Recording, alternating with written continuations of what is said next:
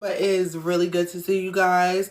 And I am here, y'all, to talk about something that I've overcome. Okay? And so that thing is you got to know who you are.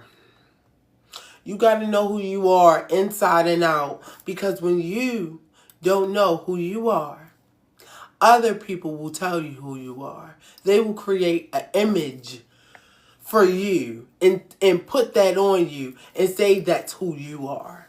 So it is so important to know you inside and out. Okay? Because I've been in situations, let me just tell y'all real quick. I've been in situations where I didn't feel confident, where I didn't feel like I was that bitch. I didn't have that type of charisma that I know I had deep inside. I wasn't bringing that to the forefront. And so what happened was people tried to play with me. People tried to create a image of me and say that was who I was. Okay? I remember coming up in my transition and just certain family members around that really felt like they didn't see it for me or whatever case might be.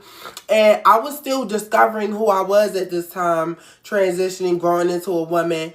And I remember they always used to try to ostracize me away from the other women. Always try to make me seem like a caricature of who I really was. And back then, I used to play on to their ideologies. I used to go along with it and just to not rub people the wrong way. So I was that extroverted person that was, made everybody laugh and just made fun of theirself, and deep down inside that wasn't who I was on that extent. I'm always a charismatic person. That's just who the hell I am. But it came to a point where I allowed people to just play with me like a puppet, to the point where they saying little shit about me. They, throwing jabs at me. But you still a man. Oh, look at this. Look at that. Trying to clock me, trying to clock my tea, like trying to make me feel bad. And, for a certain period of time, it worked. And I took on that ideology. I believed that negative shit that they were saying about me. And I made it into my own truth. And what happened was I got everything that person that wasn't who I really was got. So now everybody around me started to play with me. It started off with my family, but because I subconsciously made that my belief, it came to the point where other people I didn't even fucking know was playing with me on such a level that, I really had to like become serious, like stop being so jokey and really be serious so people could take me serious. I had to discover who I truly was. Because what happened was people was fucking ragdolling my ass around. Okay? But trying to break my self-esteem down to the point where I believed everything that they said about me. And until I took my power back and stood up to those people and let them know, hey, bitch, this ain't who I am. Look, don't fucking play with me. Start setting boundaries, okay? A lot of times people be playing with you because you have coarse boundaries. You have weak-ass boundaries. So people see that. Even if they don't know you, it's an energy that you give off. And so they play with you. They try to ragdoll you in the spirit, try to play with your confidence and your self-esteem because they already see in you that you're not really confident like that.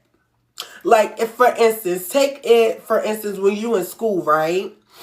And you see the big bad bully, and the bullies always pick on the weaker kids or the kids that are more so unsure of who they are.